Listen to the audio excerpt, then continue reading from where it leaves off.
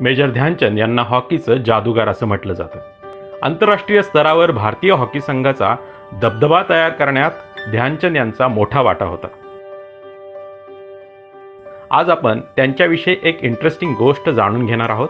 त्यासाठी हा संपूर्ण व्हिडिओ नक्की पहा. मेजर ध्यानचंद यांचे अनेक किस्से तुम्ही ऐकले असतील, पण 1936च्या बर्लिन ऑलिम्पिकमध्ये ध्यानचंद यांनी हिटलरचा प्रस्ताव फेटाळण्याचा किस्सा अविस्मरणीय आहे. मेजर ध्यानचंद आणि त्यांच्या नेतृत्वाखालील भारतीय हॉकी संघाचा तो सुवर्ण काळ होता. ध्यानचंद यांचा खेळ आवडल्यानं जर्मनीचा हुकुमशहा हिटलरनं त्यांना आपल्या सैन्यात मोठं पद देऊ केलं आणि जर्मनीसाठी हॉकी खेळण्यास सांगितलं. त्यावेळी ध्यानचंद भारतीय लष्करात लान्स नायक या कनिष्ठ पदावर कार्यरत होते. पण जर्मन सैन्यातल्या मोठ्या पदाची ऑफर ध्यानचंद यांनी स्पष्टपणे नाकारली.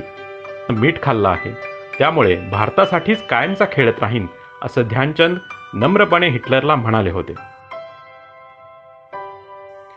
हिटलरची ऑफर धुडकावून लावल्यामुळे ध्यानचंद यांची खूप मोठी चर्चा त्या काळी झाली होती.